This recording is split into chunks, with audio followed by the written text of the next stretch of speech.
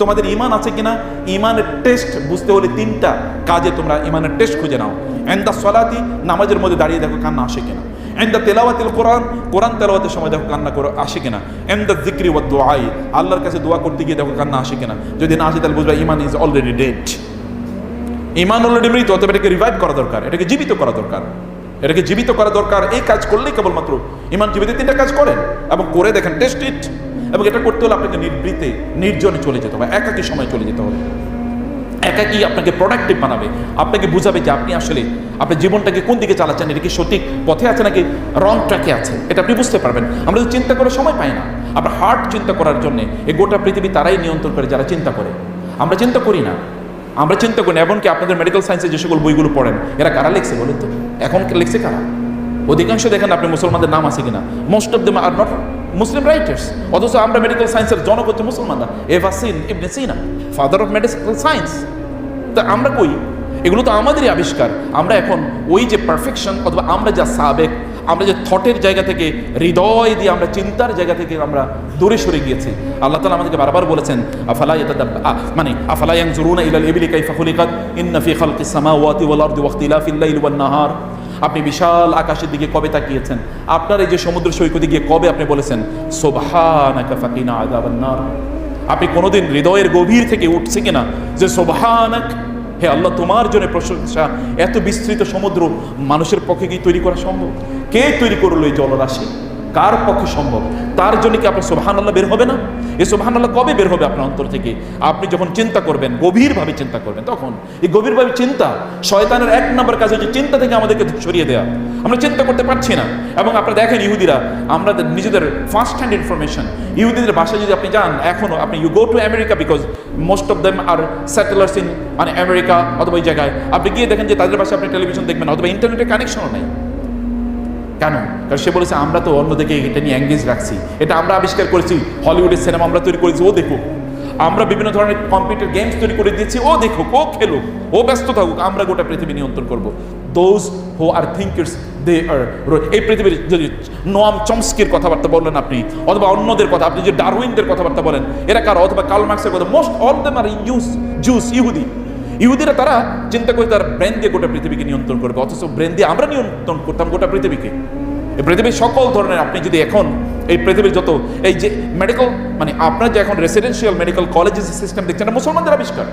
এবং সার্টিফিকেট ছাড়া যে কোনো ধরনের ট্রিটমেন্ট করা যাবে না, এটা তো মুসলমানরা সেই বাগদাদে এখন থেকে প্রায় 1200 বছর আগে মুসলমানরা বলেছে যে না, উইদাউট এনি সার্টিফিকেশন কেউ এই ডাক্তারি করতে পারবে না। এটা মুসলমানরা করেছে 1200 বছর আগে।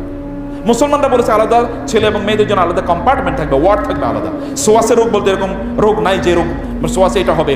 এবং ওই যে আপনার লেপার্স যেটা, অর্থাৎ কুষ্ঠ রোগী, এটা সে সোয়াসে, এটা মুসলমান নো, এটা সোয়াসে রোগ না, এটাকে এভাবে চিকিৎসা করা যায়। আপনি কত, আমরা এখন যে টিকার কথাবার্তা বলি, এগুলো কাদের আবিষ্কার? আপনি যদি মেডিকেল সায়েন্সের পেছনে দিকে যান, এই যে ডাক্তার হবে এবং ইন্টার্ন থাকবে, ইন্টার্নরা ওখানে রেসিডেন্সিয়াল মেডিকেল কলেজ থাকবে, যেখানে রুগীরা আসবে, রুগীর প্রফেসররা সেখানে, মেডিকেল কলেজের টিচাররা সেগুলো দেখবে, প্রফেসররা সেখানে তাদের ইন্টার্নরা থাকবে, তারা ওগুলো লিখবে এবং তারা ফার্স্ট হ্যান্ড এক্সপিরিয়েন্স এখান থেকে নেবে। এটা মুসলমানরা আবিষ্কার করেছে। এটা কোনোদিন কেউ চিন্তা করতে পারে না যে এরকম সিস্টেম হতে পারে। তাহলে আপনারা এই ক্ষেত্রে কেন ফার্স্ট হবেন না? আমি বলছি আপনারা সাবেক হবেন অবশ্যই। লিতুক মিলুল ইবাদা, you become perfect human being, যেন অন্যরা বলতে পারে ও এত সুন্দর, নামাজেও ফার্স্ট এবং কি মেডিকেল সায়েন্সেও ফার্স্ট। এবং মানুষ যদি বলে ওয়াও এইরকম চমৎকার, উনি অনেক বড় ডাক্তার, ওকে উনি অনেক বড় ডাক্তার, উনি এই এলাকার সবচেয়ে, এই অঞ্চলের অথবা এই সাবজেক্টে উনি আনপ্যারালাল, কিন্তু উনি নামাজেও আনপ্যারালাল, উনি আল্লাহ জিকিরও unparalleled. He is a perfect human being, close to the prophet সাল্লাল্লাহু আলাইহি ওয়াসাল্লাম অর টু দি সালফে সালিহ। এরকম আপনি কেন হবেন? আপনি তো এটা হতে পারেন। আমরা তো খাদিজার বংশধর, আপনারা খাদিজার রাদিয়াল্লাহু তাআলা আনহা, আয়েশা রাদিয়াল্লাহু, ফাতেমা রাদিয়াল্লাহু তাআলা আনহা, তাদের রক্ত আপনাদের শরীরে আছে। এবং আপনাদের শরীরে আছে আবু বকর, ওমর, ওসমান, আলীদের রক্ত, খালিদ ইবনে ওয়ালিদের রক্ত। আপনাদের রক্ত তো কোথায় পাবেন? মুসলিমদের রক্ত আপনাদের শরীরে। আপনার কেন ইবনে সিনাদের রক্ত আপনাদের শরীরে? আপনাদের লেগাসি আছে। মানুষ যখন বলে যে আমার বাপদাদারা মোড়ল ছিল, এলাকার রাজা ছিল, তখন গর্ব ফিল করে। আপনাদের বাপদাদারা রাজা কি? আপনাদের এই গোটা পৃথিবী 1200-1300 বছর পর্যন্ত রাজা তো আপনাদের বাপদাদারা ছিল। তাহলে আপনারা তো সেই জাতি। আপনাদেরকে কেন পৃথিবীতে অন্যদের কাছে কেন আপনাদেরকে তাকিয়ে থাকতে হবে? নো, বলি তুকমিলুল ইদ্দা, রমাদান বলছে তুমি পারফেক্ট হিউম্যান বিং হও, তুমি পারফেক্ট হও, তুমি দেখাইয়ে দাও যে আমি পৃথিবীর কোনো জিনিস আমাকে টানে না, আমাকে টানে কেবল পারফেকশন। খাবারের ক্ষুধা আমাকে কাবু করতে পারে না, মানুষ তো এটার মধ্যে কাবু হয়। পানির তৃষ্ণা আমাকে কাবু করতে পারে না। রমাদান মানে কি? রমাদা ইয়ার বাধু মানে জ্বালিয়ে পুড়িয়ে দেয়। আমি সকল এই জাতীয় পৃথিবীর প্রতি মানুষের যে আকর্ষণ, যেগুলো মানুষকে খারাপ বানিয়ে ফেলে, এগুলোকে সব আমি জ্বালিয়ে পুড়িয়ে দিচ্ছি। আমি জ্বালিয়ে পুড়িয়ে আমি একজন খাঁটি মানুষে পরিণত হই। আল্লাহ সুবহানাহু ওয়া তাআলা কোরআনে সে কথাই বলেছেন, জ্বালিয়ে পুড়িয়ে দিয়ে কেবল মাত্র মানুষকে খাঁটি বানানো যায়।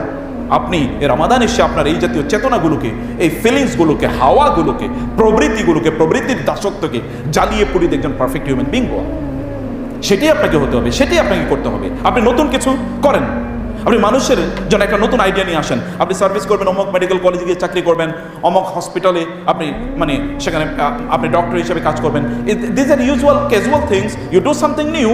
নতুন একটা আইডিয়া নিয়ে আপনি সমাজে আসুন এবং আইডিয়ার মধ্যে যেন ফোকাস থাকে মানুষের সার্ভিস দেবেন। আপনি জানেন সাইয়্যিদুল কওমি খাদিমুহুম, আপনি জানেন আপনার নবীর সবচেয়ে বড় বৈশিষ্ট্য কি ছিল?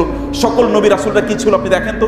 ইভেন বিফোর বিকামিং প্রফেট, ইন্নী লাকুম নাসিহুন আমিন, আমি বিশ্বস্ত তোমাদের, আমি তোমাদের কল্যাণকামী। নবীর এই কথা বলেছেন। আপনার রাসূলের নাম ছিল সাদিক আল আমিন, পরম সত্যবাদী, পরম বিশ্বস্ত। আপনাকে এরকম কিছু কোয়ালিটি অর্জন করা দরকার। এই যে রমাদান আজকে 7-8 দিন চলে যাচ্ছে, আপনি আপনার নিজেরকে একবার দাঁড়া করান চিন্তায় যে আপনি কি মানে রমাদান আগের চেয়ে এই রমাদান এই কয়েকদিনে আপনার নিজের মধ্যে পরিবর্তন হয়েছে? চিন্তা চেতনায়, আচার আচরণে, কাজকর্মে। আপনার ফ্রেন্ডকে জিজ্ঞেস করুন, তুমি আমাকে বলো তো বান্ধবী, বন্ধু, তুমি আমাকে বলো তো ফ্রেন্ড, ভাই, তুমি আমাকে বলো তো মা, বাবা, বলো তো আমার মধ্যে কোনো পরিবর্তন তুমি দেখতে পাচ্ছ? পরিবর্তন দেখতে না পেলে দরজা বন্ধ করে কাঁদেন। রমাদান যদি আপনার মধ্যে পরিবর্তন না আনতে পারে তাহলে কে পরিবর্তন হবে? কবে? রমাদান তো শয়তান নয়, আপনি কাকে এবার দোষ দেবেন? এবার আপনি কাকে বলবেন? কে আপনাকে তাহলে সে পথে নিয়ে আসতে বাধা দিল? তাহলে কোথায়? নিশ্চয় ভেতর থেকে পৌঁছে গিয়েছি, নিশ্চয় ভেতর থেকে আমরা এখনো ভালো হতে পারিনি। আল্লাহ সুবহানাহু বলেছেন, আল বালাদুত তাইয়্যিবু ইয়াখরুজু নাবাতু ওয়াল্লাযী খাবুসা লা ইয়াখরুজু ইল্লা নাকিদা। আপনি যদি পবিত্র মাটি হন, এখান থেকে বীজ অঙ্কুরিত হবেই। আর মাটিটা যদি অপবিত্র হয় তাহলে এখান থেকে বীজ অঙ্কুরিত। আপনি যদি প্রোডাক্টিভ হতে চান তাহলে আপনার নিজকে আপনি এর মধ্যে পবিত্র করে নিতে হবে, শক্তিশালী করে নিতে হবে। ভেতর থেকে মানুষ আপনার নিজকে ভালো বানাতে হবে। এই ভালো বানানোর কাজটা আপনার অন্তর থেকে শুরু করেন। এরপরে আসুন আপনার ব্রেনে, আপনি চিন্তা করছেন কি, আপনি ভাবছেন কি, আপনার ভাবনায় আছে কি বলেন তো? আপনি কেবল আপনি সারাদিন একবার খুব চিন্তা করে যে আমি এখন কি ভাবছি, নতুন করে না আমার এই ভাবনা তো ঠিক না, প্রোডাক্টিভলি চিন্তা করে দেখেন, নিজকে ব্রেক করে না আমি এটা চিন্তা করছি, আমি একটু ভুল করছি, আবার রাইটে নিয়ে আসেন, একটু এক্সারসাইজ করে দেখেন আপনার ব্রেনের ক্যাপাসিটি কি পরিমাণ বেড়ে যায়। আমরা তো মানে এমন জিনিস দিয়ে আমাদের ব্রেন স্টাফ করে রেখেছে, মানে এটাকে একবারে এমন এমন এমন স্টাফ দিয়ে যেগুলো আমাদের জন্য আনপ্রোডাক্টিভ, হার্মফুল, ক্ষতিকর, ডেট্রিমেন্টাল এমন জিনিস দিয়ে, বরং এগুলো আমাদের জন্য খুবই পয়জনাস এমন জিনিস দিয়ে আমাদের ব্রেনকে আমরা একেবারে ফুল করে রেখেছি। অতএব ব্রেনটাকে একটু রেস্ট দেন। আপনার ক্লান্তির, আপনার ব্রেনে তো ক্লান্তি আছে, এই ব্রেনটাকে আপনি ভালো জিনিস দিয়ে ভর্তি করে রাখুন। দেখেন এটা কী পরিমাণ একটা প্রোডাক্টিভ হয়, কী পরিমাণ আপনাকে উন্নত চিন্তা দেয়, কী পরিমাণ আপনাকে মানে সফলতা প্রদান করে আপনি দেখেন। এবং আপনি এরপরে আপনি আপনার চোখের কথা একবার চিন্তা করে দেখেন তো বোনের আমার, ভাইয়ের আমার, আপনি জানেন আপনি যদি চান যে আপনি পবিত্র চরিত্রের অধিকারী হতে হন তাহলে আপনাকে লাগবে কি জানেন? 1 নম্বরে যেটা করতে হবে তাহলে আপনার চোখকে নিয়ন্ত্রণ করা। সূরাতুন নূর, আল্লাহ সুবহানাহু ওয়া তাআলা সূরাতুন নূরে পুরুষ এবং নারীরা তাদের চরিত্রের জন্য মানে তাদের চরিত্রের জন্য হেফাজত করে, সেই কারণে আল্লাহ সুবহানাহু ওয়া তাআলা ওই সূরাতে আলোচনা করেছেন আমরা যেন আমাদের চোখগুলোকে নিচু করে রাখি। পুরুষদের জন্য আগে বলেছেন, নারীদের জন্য পরে বলেছেন। চোখকে হেফাজতের সাথে সূরা নূরের সম্পর্ক কি? আপনি চোখকে হেফাজত করলে আল্লাহ তাআলা আপনাকে এমন একটা নূর, লাইট প্রদান করবেন যে লাইট কেবল আপনি প্রসেস করেন, অন্য কেউ লাইট দেখবে না, কিন্তু এই লাইট দিয়ে আপনি দূর এর কিছু দেখতে পাবেন। ওমর রাদিয়াল্লাহু তাআলা আনহু একটা সারিয়াকে পাঠিয়েছেন এক জায়গায়, একটা মিলিটারি ক্যাম্পেইন, একটা ছোট্ট বাহিনী যুদ্ধ করার জন্য। ওমর রাদিয়াল্লাহু তাআলা জুমার খুতবা দিচ্ছেন, খুতবা তিনি মিম্বারে বসে এবার হঠাৎ করে বলেন, ইয়া সারিয়া আল জাবাল, ইয়া সারিয়া আল জাবাল, হে সারিয়া জাবাল, পাহাড় পাহাড় পাহাড়, সতর্ক হও সতর্ক হও। ওমর রাদিয়াল্লাহু তাআলা খুতবার মধ্যে হঠাৎ করে এই কথা বলে উঠলেন। লোকেরা বললেন, ওমর ইয়া আমিরুল মুমিনিন, হঠাৎ করে এটা কি বললেন? মানে আমরা তো বুঝতে পারলাম না এটা বললেন কি আপনি, মানে এটা তো মানে কোনো আনরিলেটেড, আপনি এটা কি বললেন? তিনি বলেন, না না আমি দেখতে পেয়েছি যে ওই যে আমি যে বাহিনীকে পাঠিয়েছি শত্রুদের বিরুদ্ধে যুদ্ধ করার জন্য, বাইজান্টাইনদের বিরুদ্ধে, ওই একটা পাহাড় ওরা অতিক্রম করছিল, ওই পাহাড়ের অপর পাড়ে একদল সৈন্য ওত পেতে আছে, এরা ওই দিকে গেলেই আক্রমণ করবে। এখন আমি ওদেরকে সতর্ক করে দিয়েছি। সেখান থেকে ওই সৈন্য বাহিনী যখন মদিনায় ফিরে আসলো, লোকেরা গিয়ে জিজ্ঞেস করলো, এরকম আপনার কোনো আওয়াজ শুনেছেন? বলে, হ্যাঁ, আমরা যখন যাচ্ছিলাম হঠাৎ করে ওমর আওয়াজ শুনতে পেলাম, এই সতর্ক, পাহাড়ের ওই দিকে শত্রু আছে। আমরা সতর্ক হয়ে গিয়েছি, এরপরে শত্রুরা আমাদেরকে আক্রমণ করতে পারে নাই। আপনি জানেন ওমর রাদিয়াল্লাহু কি বলা হতো? মুহাদ্দাস মুলহামুল উম্মা। রাসূল সাল্লাল্লাহু আলাইহি ওয়াসাল্লাম বলেছেন সহিহ হাদিস, সহিহ বুখারী হাদিসে এসে ওমর রাদিয়াল্লাহু তাআলার কাছে আল্লাহর পক্ষ থেকে ইলহাম আসতো, ওয়াহি না, ইলহাম আসতো। ওমর যদি মুখ দিয়ে কোনো শব্দ বের করতে, তাহলে এটা আল্লাহ সুবহানাহু ওয়া তাআলা ওই শব্দটি কোরআনের আয়াত হিসেবে নাজিল করে দিতেন। এটা কেমনে এটা হয়, কিভাবে এটা হয়? আপনাকে ঠিক, আপনি তো সেই কারণে বলছি আপনার চোখটাকে আপনি নিয়ন্ত্রণ করেন।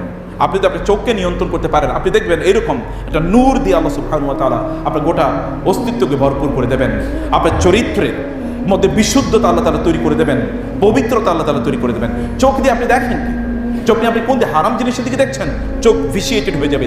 আপনি কি একবার চিন্তা করে দেখেছেন, এই চোখ দিয়ে আপনি আপনার রবকে দেখবেন, আর এই চোখ দিয়ে আপনি হারাম জিনিস দেখলেন? কেমনে সম্ভব, কিভাবে এটা? একই জিনিস আপনি হারাম জিনিসও দেখলেন, আবার আপনার রবকেও আপনি দেখবেন। উজুহু ইয়াওমাইযিন নাযিরা নাযিরা ইলা রাব্বিহা নাযিরা। চেহারাগুলো সেদিন উজ্জ্বল হবে, আলোকিত হবে।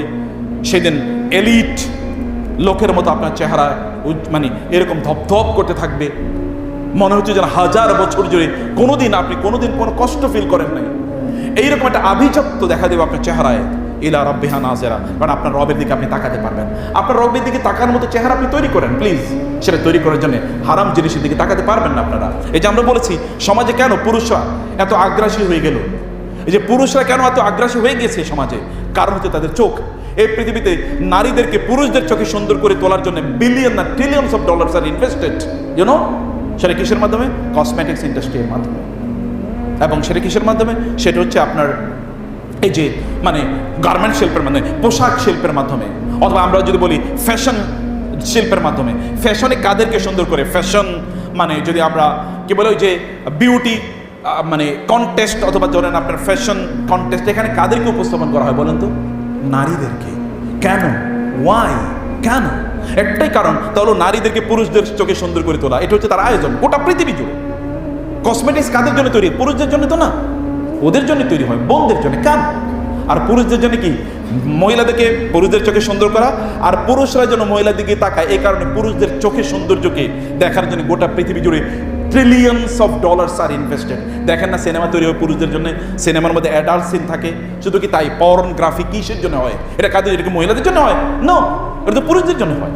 পুরুষরা এগুলো দেখবে আর মহিলাদেরকে সুন্দর করে উপস্থাপন করবে। শয়তানের দুটো এজেন্ডাই ফুলফিল হয়ে গেছে। এই জন্য বোনদেরকে বলবো, আপনার হচ্ছে যেন আল্লাহ সুবহানাহু বলেছেন হিডেন ট্রেজার, আপনার হিডেন ট্রেজার। আল্লাহ সুবহানাহু বলেছেন হুরুম মাকসুরাতুন ফিল খিয়াম, হুরুম মাকসুরাতুন কাআন্নাহুন্না লুলু ওয়াল মারজান। তার জন্য লুলু, তার জন্য মারজান, তার জন্য মুক্তা। যে মুক্তা কোনোদিন মাকনুন, যেটাকে গচ্ছিত করে রাখা হয়েছে, কোনোদিন ওই মুক্তার উপরে সামান্য ধুলাবালি পড়ে না, মানে এটা কখনোই উন্মুক্ত ছিল না। এরকম মুক্তার মতো বোনদেরকে আল্লাহ সুবহানাহু উল্লেখ করেছেন, আর ভাইদেরকে আল্লাহ সুবহানাহু বলেছেন যে তোমাদের চোখগুলো অবনত করে রাখো। আপনি যদি আপনার চোখকে অবনত করে রাখেন, তাহলে আল্লাহ সুবহানাহু ওয়া তাআলা আপনার পারিবারিক জীবনটাকে প্রচন্ড সুখী পারিবারিক জীবন বানিয়ে দেবেন। আপনি বলবেন আমি তো বিয়েই করি নাই, যখন করবেন আদারও যেটা ডিউ হয়ে থাকবে, ওভার ডিউ। ডিউ বুঝেন তো? মানে আপনি যখন বিয়ে করবেন সেই দিন থেকে অশান্তি শুরু হবে, সেই দিন থেকে অশান্তি শুরু, কারণ আপনি আপনার চোখে হেফাজত করেন নাই। চোখে হেফাজত করুন, তাহলে আল্লাহ সুবহানাহু ওয়া তাআলা আপনার চোখে আপনার স্ত্রীকে এমন সুন্দরী বানিয়ে দেবেন যে যিনি, যাকে দেখে আপনি এই পৃথিবীর সৌন্দর্য কি, এর চেয়ে আরো অনেক বড় সৌন্দর্য আল্লাহ সুবহানাহু ওয়া তাআলা জান্নাতে রেখে দিয়েছেন। আপনি তো জানেন হুরের কথা আল্লাহ সুবহানাহু ওয়া তাআলা জান্নাতে মানে কোরআনে কি পরিমাণ উল্লেখ করেছেন। এখন আপনারা তো বলছেন যে হুর মাশাআল্লাহ খুবই ভালো, কিন্তু আপনারা জানেন জান্নাতীদের হুরের অবস্থা এবং তাদের স্ত্রীদের অবস্থা কি হবে? হাদিসে এসেছে জান্নাতীদের, জান্নাত যারা যাবে তাদের স্ত্রীরা এবং হুর এর তুলনা হবে, হুররা হবে তাদের স্ত্রীদের সেবিকা। আর হুরদের অবস্থা হবে যে যদি আপনি আপনার বাসায় একটি মানে সূর্য যদি বাসায় নামিয়ে নিয়ে আসেন, আর সূর্যের পাশে যদি একটা মোমবাতি রাখেন, হুরটা হবে মোমবাতি আর আপনার স্ত্রী হবে সূর্যের মতো আলো দীপ্তিমান। এইরকম এমন অবস্থা আল্লাহ সুবহানাহু ওয়া তাআলা করে দেবেন। এবং জান্নাতীরা কি করবেন জানেন? মুত্তাকিইনা ফিহা আলাল আরাইক, তারা স্বামী এবং স্ত্রী তারা বসে বসে গল্প করবে, একজন আরেকজনের দিকে 1000 বছর এরকম তাকিয়ে থাকবে, 40,000 বছর তাকিয়ে থাকবে, অথবা অন্য বর্ণনা আছে 40 বছর তাকিয়ে থাকবে। এরকম 40 বছর তাকিয়ে থাকা যায় নাকি? এখন তো 2 মিনিট তাকাই তুমি আমার খায়া ফেলাই, মানে ঘটনা কি? এভাবে তাকিয়ে আসো যে, কিন্তু 40 বছর তাকিয়ে থাকবে। 40 বছর তাকিয়ে থাকার পর এরপরে তাদের চোখ অন্যদিকে যাবে, এরপরে আবার তাকানো শুরু করবে, গল্প গল্প গল্প। এখন তো কেবল বিয়ের আগে গল্প, বিয়ের পরে গল্প জাহান্নামে চলে যায়। কিন্তু গল্পটা মূলত বিয়ের পরে, মূল জীবন তো বিয়ের পরে, বিয়ের আগের জীবন তো এটা হারাম। বোনেরা ভাইয়েরা, চোখটাকে নিয়ন্ত্রণ করেন, এটা শ্রেষ্ঠতম ইবাদত। এবং আপনার কানটাকে নিয়ন্ত্রণ, কান দিয়ে আপনি শোনেন কি? কান দিয়ে আপনি শুনছেন কি? আপনি কি জানেন রাসূল সাল্লাল্লাহু আলাইহি ওয়াসাল্লাম এই কথা বলেছেন, কেউ যদি মান ক্বালা ফি আখি মা লাইসা ফিহি, কেউ যদি তার ভাইয়ের ব্যাপারে বা বোনের ব্যাপারে এমন কোনো শব্দ উচ্চারণ করে যেটা তার মধ্যে নাই, এমন কিছু দোষের কথা বলেছে যেটা তার মধ্যে নাই, আল্লাহ সুবহানাহু ওয়া তাআলা কিয়ামতের দিন ওই ব্যক্তিকে যা খাওয়াবেন সেটার কথা হাদিস শেষে আপনার দাবগাতুল খাবাল, অর্থাৎ জাহান্নামে তাকে এমন পানীয় পান করানো হবে যেই পানীয়গুলো হলো জাহান্নামীদের পুজ, পেশাব, পায়খানা এবং শরীরের রক্ত, এগুলো সব কিছু এবং নাক এবং চোখের পানি সব এক জায়গায় একত্রিত হবে। ওগুলোকে ওই সকল ব্যক্তিকে খাদ্য হিসাবে এবং এগুলোকে ভয়ঙ্কর গরম পানিতে উত্তপ্ত করে দিগুলো তাদেরকে খেতে দেওয়া হবে। যে তুমি তোমার ভাইয়ের ব্যাপারে বা বোনের ব্যাপারে কথা বলে চলো, নাও ইট ইজ ইউর ড্রিঙ্ক, নাও তুমি এটা খাও, এটা তোমার ড্রিঙ্ক, এটা তোমাকে খাওয়ানো হবে, কারণ এটাই তুমি উপযুক্ত। সে কারণে আমরা যে কথা বলছি যে আপনার কানকে আপনি প্লিজ, আপনার কানকে আপনি নিয়ন্ত্রণ করুন, আপনার চোখকে আপনি নিয়ন্ত্রণ করুন এবং আপনার চিন্তা চেতনাকে আপনি নিয়ন্ত্রণ করুন। এগুলো আল্লাহ সুবহানাহু ওয়া তাআলা এর জন্য মদত। আপনি কান দিয়ে শোনেন কি, ভালো কথা শোনেন না। আপনার মুখ, এর কথা আমি এবার বলছি, আপনার মুখের কথা একবার চিন্তা করে দেখেন তো। আমি বলছি আপার সাইডে রোজা রাখান, প্লিজ আপার সাইডকে অভ্যস্ত করুন। মুখ দিয়ে আপনি বলেন কি, আল কালিমাতু সাদাক তাইয়্যিবাতু সাদাকাতুন, ভালো একটা কথা বলো তো কি সাদাকা, একটা দান, ভালো কথা বলো, সুন্দর একটা কথা বলেন, অন্য কিছু না করে একটা সুন্দর কথা বলেন। এবং কি রাসূলুল্লাহ সাল্লাল্লাহু আলাইহি ওয়াসাল্লাম বলেছেন তাবাসসুমুকা ফি ওয়াজহি আখিকা সাদাকাতুন, এমনকি কোনো মুসলমান ভাইকে দেখে অথবা কোনো বোনকে দেখে হেসে দেয়া, এটাও কি একটা সাদাকা। এখন আপনারা শুধু বোনদেরকে দেখলে হাসে, আহারে, আর ভাইদেরকে দেখলে মনে হচ্ছে না আমার এখনই খেয়া ফেলাইব, এরকম একটা ভাব। সবসময় তো রাগান্বিত চেহারায় থাকি আমরা ভাইদের জন্য। আর একদল লোক তো শুধু হাসে তার সাথে যার সাথে কিছু পাওনা দেওয়ার সম্পর্ক আছে, মানে কিছু পাবো তার দেখলে হাসি, আর অন্য দেখলে জীবন হাসি না। হাসি একদল লোক কেবল ক্যামেরার সামনে গেলে হাসে, আদারওয়াইজ গুলি করলেও হাসবে না। কেবল ক্যামেরা, এখন ছবি তোলা একটু হাসি মুখী, আদারওয়াইজ ছবি তোলা শেষ, হাসিও শেষ। হাসুন, হাসতে পারাটা কি, এটা ব্রডনেস অফ ইউর হার্ট, এটা আপনার অন্তরের কি, এটা আল্লাহ রাসূল বলেছেন তুমি হাসো, এটা তো সাদাকা, তুমি হাসো, এটা সাদাকা। কিন্তু আপনারা এখন বাংলাদেশের বাংলা সিনেমা স্টাইলে আপনারা হাসবেন না। বাংলা সিনেমা স্টাইলে একটা হাসির গল্প আছে সূরা ইউসুফে।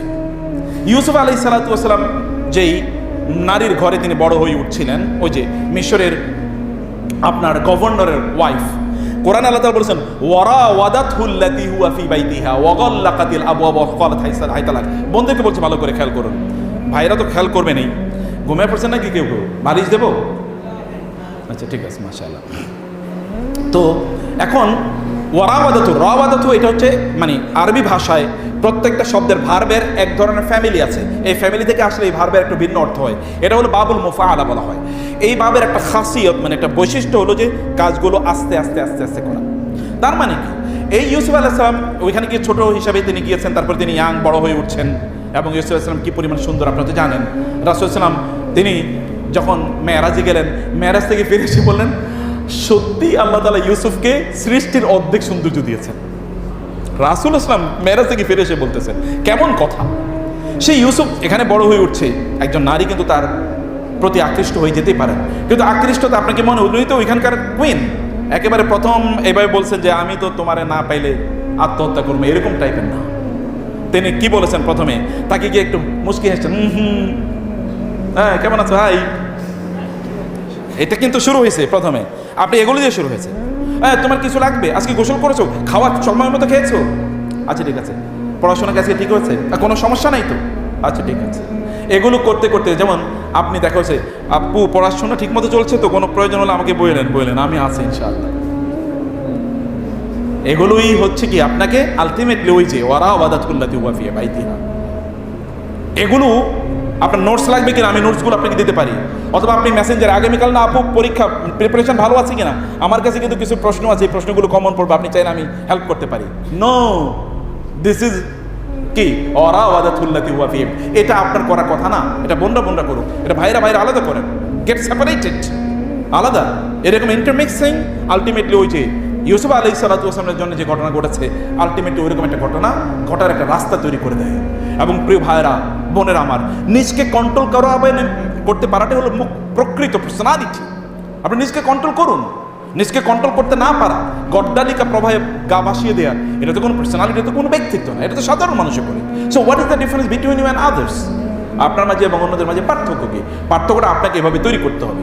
এমন শক্ত একটা ব্যক্তিত্ব আপনি আপনার নিজের মাঝে তৈরি করুন যে আপনি এটি করবেন। আমি 1 নম্বর পয়েন্টটা শেষ করছি। আমি জানি যে আচ্ছা আর বাকি 5 মিনিটের মধ্যে 5-7 মিনিটের মধ্যে আমি বাকি পয়েন্টগুলো একটু বলে রাখি আপনাদেরকে। 1 নম্বর পয়েন্টটাতে কি বলেছি বলেন তো? আপার সাইড না, লোয়ার সাইড। কোন সাইড? Upper side. আপার সাইডকে নিয়ন্ত্রণ করেন। আপার সাইডকে নিয়ন্ত্রণ করতে পারলে আপনি পারফেক্ট হবেন। আপার সাইডকে নিয়ন্ত্রণ করতে পারলে আপনি এক্সাম্পলারি হবেন, অন্যরা আপনাকে অনুসরণ করবে, সত্যি আপনি সফল হবেন, আপনি ফিল করতে পারবেন, আপনি বুঝতে পারবেন, আপনি অনুভব করতে পারবেন যে আপনি ইউ আর ডুইং সামথিং। আচ্ছা, অন্যান্য হাজার মানুষের মতো হয়ে লাভ কি? এই পৃথিবীতে 800 কোটি লোক আছে, আপনি 800 কোটির মতো হয়ে লাভ কি? Be different. Difference makes distinction.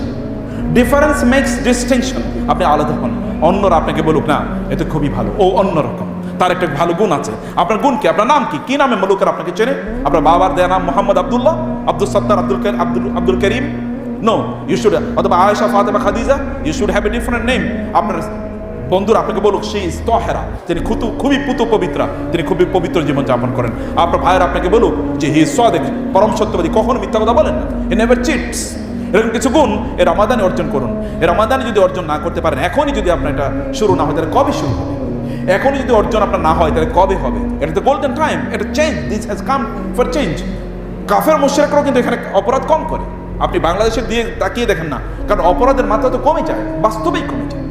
যে সকল লোকেরা এই রমাদানের আগে তারা মানে যদি আমরা চেইন স্মোকার ছিল বলি, সে সকল লোকেরা তারা তো স্মোক করে না, মানে যারা হারাম কাজ করতো, যারা নামাজ পড়তো না তারাও তো নামাজ পড়তে যায়।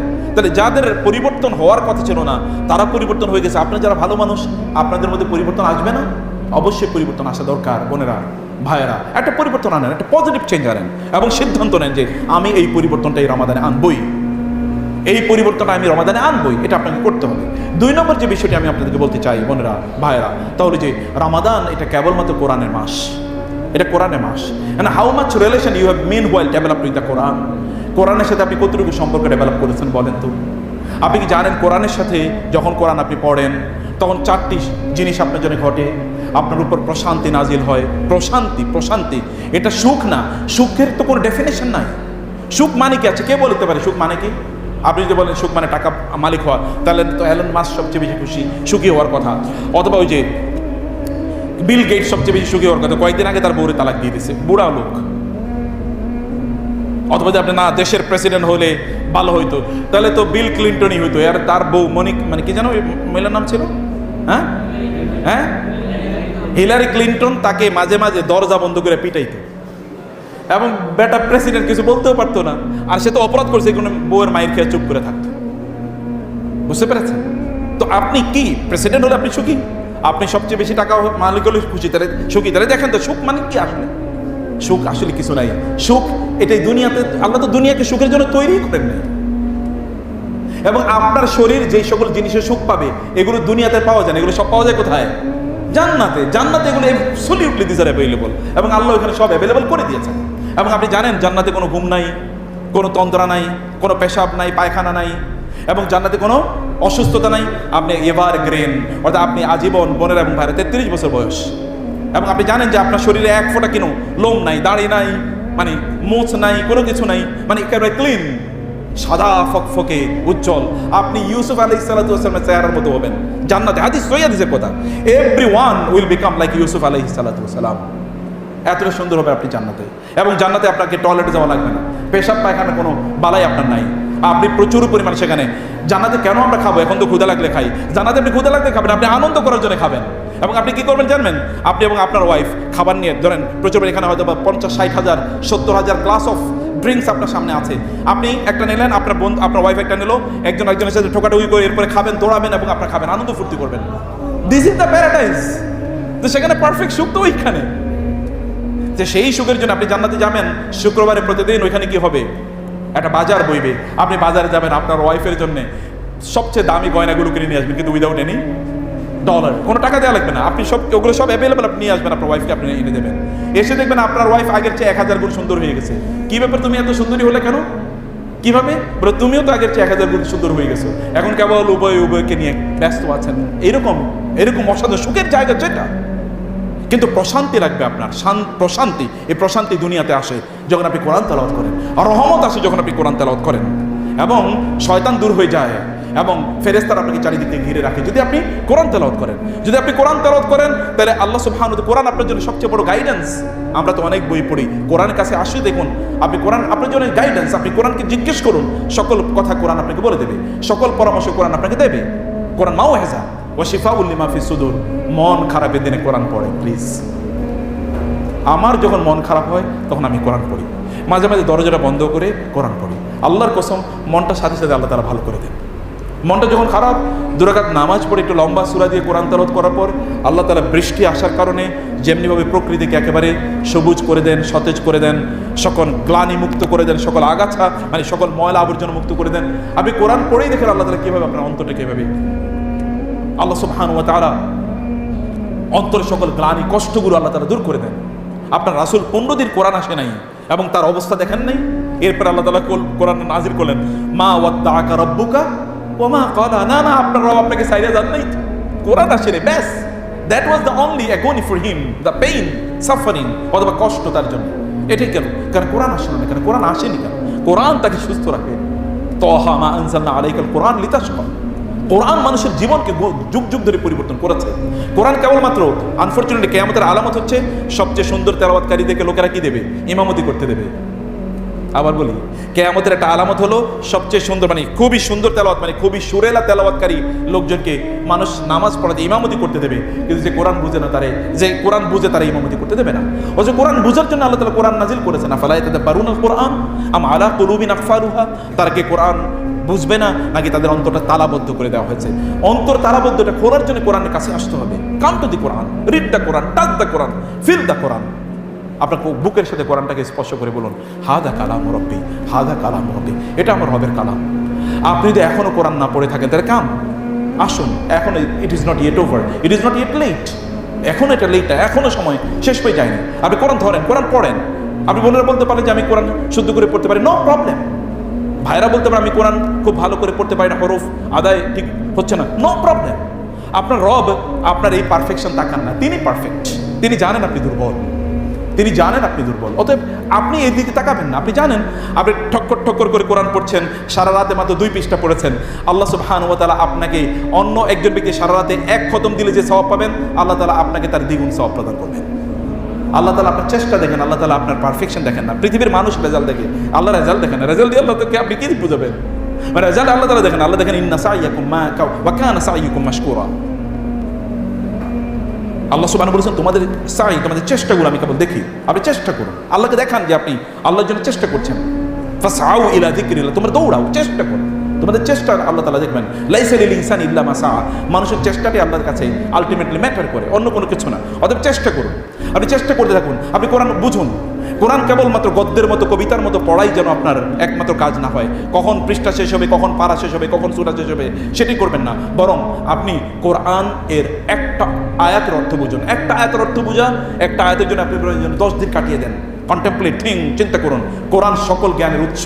কোরআনের কাছে আসলে আল্লাহ সুবহানাহু ওয়া তাআলা আপনাকে এমন জ্ঞান প্রদান করবেন যে জ্ঞান কোনোদিন বই পড়ে অর্জন করতে পারবেন না। বোনেরা, নোবেল পড়ে কোরআন মানে নোবেল পড়ে আপনি কি আনন্দ পেতে চান? কোরআন পড়ে দেখেন তার চেয়ে বড় আনন্দ। আল্লাহর কসম করে বলছি, আমার জন্য সবচেয়ে সেরা আল্লাহ সুবহানাহু ওয়া তাআলা যদি আমার উপর কোনো অনুগ্রহ থাকে, এবং অনুগ্রহ তো আছে কোটি কোটি, আমার জীবনে আমার উপর আল্লাহ সবচেয়ে বড় নেয়ামত হলো আমি কোরআনকে কিছু হলেও বুঝতে পারি। এর চেয়ে বড় কোনো নেয়ামত আমি দেখিনি।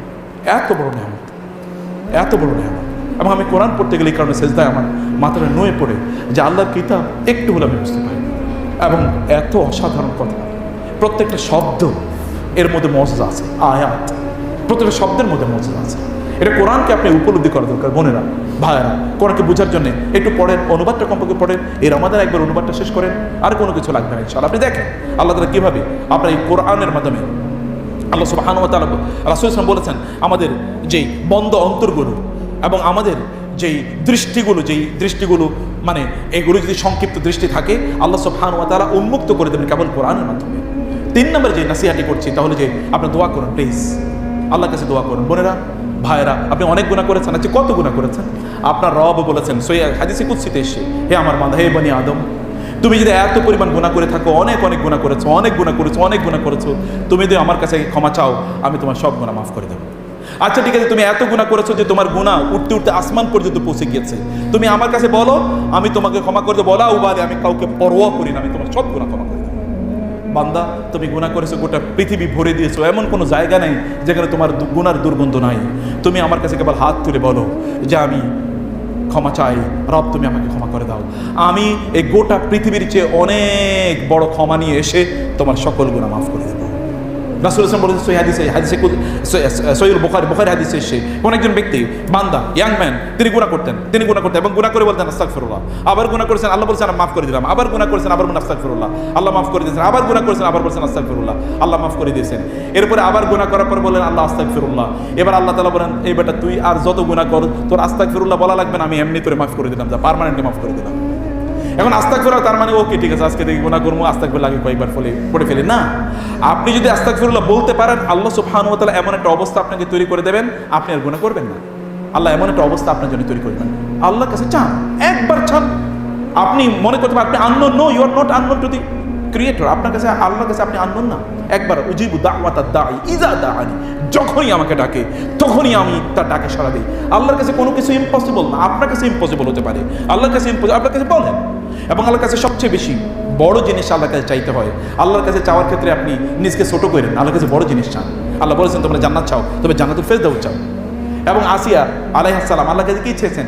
আল্লাহ তোমার কাছে জান্নাতে আমার জন্য একটা ঘর বানায়। তোমার কাছে জান্নাতে ঘর বানানো মানে কি? কক্সবাজার সমুদ্র সৈকতে একেবারে সমুদ্রের উপরে যদি একটা প্যালেস রাজপ্রাসাদ তৈরি করো, এটার দাম কত হবে? কারণ বাজারে একটা বিল্ডিং, আর কক্সবাজার সমুদ্র সৈকতে সমুদ্রের মধ্যখানে বিশাল একটা প্যালেস রাজপ্রাসাদ, 5 স্টার না, 10 স্টার না, 20 স্টার না, 1000 স্টার একটা প্যালেস আপনার জন্য বানিয়ে দিয়েছে। এর দাম কত? এর কোনো দামের কোনো আপনি বলতে পারবেন? এটা তো রিয়েল এস্টেট, এটা হচ্ছে রিয়েল প্রপার্টি, মূল প্রকৃত সম্পদ। এরকম একটা প্রকৃত সম্পদ, কারণ সব সম্পদের সমান দাম তো একরকম না। সাউথ ব্রিজ, সাউথ ফেসিং এর দাম বেশি, লেক ভিউ এটার দাম বেশি, গার্ডেন ভিউর দাম বেশি, মেইন রোডের উপর দাম বেশি, ওয়াশিংটন ডিসিতে দাম বেশি, আপনার বাড়ি দাঁড়াতে দাম বেশি। এটা জান্নাতে আল্লাহর আরশের নিচে, মানে আরশের নিচে ঠিক আরশের ছাদ হলো আপনার ঘরের ছাদ, আপনার প্যালেস, আপনার রাজপ্রাসাদের ছাদ। এইরকম একটা দোয়া আল্লাহর কাছে তৈরি করেছে। আল্লাহ বলছে ঠিক আছে যাও, তোমাকে তাই দিয়ে দিলাম। আল্লাহ সুবহানাহু ওয়া তাআলার কাছে চাও, আল্লাহর কাছে চাইতে কার্পণ্য করে না প্লিজ। আল্লাহ সুবহানাহু ওয়া তাআলার কাছে আপনার মনের যা চায় সেটা আপনাকে বলেন, কিন্তু হারাম জিনিস চাইবেন না। হারাম জিনিস আল্লাহ সুবহানাহু ওয়া তাআলার কাছে চাইতে নাই। এবং লাস্ট 1 মিনিট, তাহলে রাতটাকে কিভাবে কাটাতে চান বলেন? আপনার রাতটা কিভাবে যাবে? আপনার রাত আপনার রিয়েল আইডেন্টিটি। পৃথিবীর সকল জাতি ধ্বংস হয়ে গেছে তাদের রাতের কারণে। আপনি ইউরোপ আমেরিকাতে জানতো, আপনি আমেরিকাতে গিয়ে দেখেন, আপনি কেবলমাত্র ওদের ফ্ল্যাট লাইট দেখেছেন, কেবল নিউ ইয়র্ক সিটির বিশাল অট্টালিকা বিল্ডিংগুলো দেখেছেন, কিন্তু ওগুলোর ইন্টারনালি কি আছে দেখেছেন কখনো? এখনো তো বাবারা তাদের সন্তানদেরকে, বয়স 12, সন্তানকে বাবা বলেছে তুমি এটা কেন করলে? এখন ছেলে 999 ফোন করেছে, এবার পুলিশ এসে বাবা মাকে ধরে নিয়ে গেছে এবং ছেলে মেয়েদেরকে আলাদা করে ফেলেছে। এবং এরকম বহু মানুষ আমেরিকা থেকে, ইউরোপ থেকে বাংলাদেশে চলে এসছে। আমার এরকম ধরেন শত শত এরকম এক্সাম্পল, তারা চলে এসছে যে আমার সন্তান তো চলে যায়, শেষ হয়ে যাচ্ছে। মানে কি, হোয়াট ইজ লাইফ? লাইফ কি, জীবন কি আসলে? আপনি ওদের কারণ কি রাতগুলো তাদের কাটে কোথায়? দিনের বেলা হয়তো বা তাদের ফ্যাক্টরিতে, অথবা তাদের অফিসে, অথবা তাদের বিজনেস হাউসে কাটে, রাতগুলো কাটে বার হাউসে অথবা ক্যাসিনোতে রাত কাটে। কি জীবন, কি জীবন? এটা তো কোনো জীবন না। এবং 90% পিপল সাইকোলজিক্যালি ডিসঅর্ডার্ড, এই অবস্থা তাদের। অথবা আপনি রাতটাকে কীভাবে কাটান? রাতের একটা অংশ, গোটা সময়টাকে 3টা ভাগ করেন, রাতটাকে 2 ভাগ করেন, একটা ভাগ কমপক্ষে 3 ভাগ করেন। এক ভাগে পড়বেন, আরেক ভাগ ঘুমাবেন, আরেক ভাগ আল্লাহর জন্য রাখেন। আল্লাহর জন্য রেখে দেখেন আল্লাহ তাআলা ইন্না লাকা ফিন নাহারি সাবহান তাওয়িলা, রাতের বেলা আল্লাহর জন্য যতটুকু সময় দেবেন, দিনের বেলা আল্লাহ সুবহানাহু ওয়া তাআলা আপনার কাজগুলোকে 10 টাইমস সহজ করে দেবেন। এটা আল্লাহর ওয়াদা, 10 টাইমস সহজ করে দেবেন। অতএব রাতের একটা অংশ রাখুন। সকাল বেলাটাকে কীভাবে মেনটেন করেন? সকালে ঘুমাবেন না, বারাকা তো সকালে আসে, বরকত তো সকালে আসে। সকালে আল্লাহর কাছে, আল্লাহর জন্য জেগে থাকুন। আমার ব্যক্তিগত জীবনে ঘটনা বলে শেষ করি। আমি যেটা করি তা হলো যে আমার সারাদিনের অনেক ধরনের লেকচার আছে, ক্লাস আছে, পড়াশোনা আছে, অফিস আদালত আছে, হাবিজাবি আছে, এবং আমি সকালবেলা কোরআন তেলাওয়াত করি, ক্লাসের প্রিপারেশনে নিই, লেকচার শিরো তৈরি করি। এরপরে যখন বাসা থেকে বেরোই, আল্লাহর রহমতে আর কোনো টেনশন নেই, এভরিথিং ইজ নাও প্রিপেয়ার্ড। এবং সকালে সেটা কত কম, ফজরের পর থেকে শুরু করে সর্বোচ্চ 8টা পর্যন্ত, ব্যাস এভরিথিং ইজ প্রিপেয়ার্ড। এবং এত বারাকা, আমি এটা গত ধরেন 6 মাস পর্যন্ত প্র্যাকটিস করে দেখেছি, সুবহানাল্লাহ, লাইফ ইজ সো ইজি, এত ইজি এবং এত সুস্থতা, শারীরিক এবং মানসিক অসাধারণ ফিলিং। সম্মানিত ভাইরা বোনেরা, আপনার জীবনকে আপনি কেন ক্ষতিগ্রস্ত করবেন? আপনার নিজের উপর কেন আপনি জুলুম করবেন? আপনি তো আপনার নিজকে ক্ষতি করছেন, করবেন না। বরং আপনার নিজকে শান্তি দেয়া, স্বস্তি দেয়, এটা আপনার অধিকার, আপনার দায়িত্ব। এবং এই দায়িত্ব যেন আমরা যথাযথভাবে পালন করতে পারি, আল্লাহ তাআলা সেই তৌফিক দান করুন। আল্লাহুম্মা আমিন। জাযাকুমুল্লাহ খায়ের। আমি সম্মানিত অধ্যক্ষ স্যারকে অনেক অনেক কৃতজ্ঞতা জানাচ্ছি এবং অন্যান্য স্যারদেরকেও খুবই কৃতজ্ঞতা। It was an outstanding program এবং I feel honoured to be invited here to meet you. এবং আমি লেকচারটাকে যদিও না বলি, টু গিভ সাম নাসিহা, এবং this are, believe me, this are the words of my heart. আমি হৃদয়ের গভীর থেকে আপনাদেরকে উপলব্ধি থেকে এই কথাগুলো বলি এবং আমি দোয়া করি আল্লাহ যেন আমাকে সবার আগে এই কথাগুলো আমল করার তৌফিক দান করেন এবং আপনাদেরকে যেন আল্লাহ তাআলা সর্বোত্তম কথাগুলোকে আমল করার তৌফিক দান করেন। আমরা যেন এইবারের রমাদান আমাদের পরিবর্তন রমাদান হবে ইনশাআল্লাহ, নাকি? এবার রমাদান পরিবর্তন রমাদান তো ইনশাআল্লাহ। আমাদের নিজেকে আমরা পরিবর্তন করবই ইনশাআল্লাহ। আমরা শয়তানকে পরাজিত করবই ইনশাআল্লাহ। আমরা বিজয়ী হবই ইনশাআল্লাহ। আল্লাহুম্মা আমিন। আল্লাহ তুমি আমাদের তৌফিক বাড়িয়ে দাও, আমাদের এই সেমিনারকে কবুল করে নাও, আমাদের আমলগুলো কবুল করে নাও, আমাদের ইবাদতগুলো কবুল করে নাও। কক্সবাজার মেডিকেল কলেজকে তুমি কবুল করে নাও আল্লাহ। এখান থেকে বিশ্বসেরা ফিজিশিয়ান, ডক্টর, মেডিকেল ডক্টর তাকে তুমি তৈরি করে দাও আল্লাহ। এবং এখানকার শিক্ষার্থীরা তারা যেন সমগ্র বাংলাদেশের সেরা তারা মেডিকেল সায়েন্টিস্ট অ্যান্ড প্র্যাকটিশনার যেন তারা হতে পারে, সেই তৌফিক তাদের সবাইকে আল্লাহ তুমি দান করো। এবং এই জায়গাটাকে তুমি ইসলামের দুর্গ হিসেবে কবুল করে নাও। এখানে ভালো মানুষ তৈরি করো, এখানে ভালো মানুষ তৈরি, ভালো ডাক্তার যারা শরীরের এবং মনের চিকিৎসা করবে, এমন মানুষ এখানে তুমি তৈরি করে দেওয়া আল্লাহ। আল্লাহুম্মা আমিন। হাযা ওয়া সাল্লাল্লাহু সুবহানাহু ওয়া তাআলা নবিয়িনা মুহাম্মদ ওয়া আলিহি ওয়া সাহবিহি আজমাইন। সুবহানাকাল্লাহুম্মা ওয়া বিহামদিক আশহাদু আল্লা ইলাহা ইল্লা আনতা আস্তাগফিরুকা ওয়া আতুবু ইলাইক। ওয়াসসালামু আলাইকুম ওয়া রাহমাতুল্লাহি ওয়া বারাকাতুহু।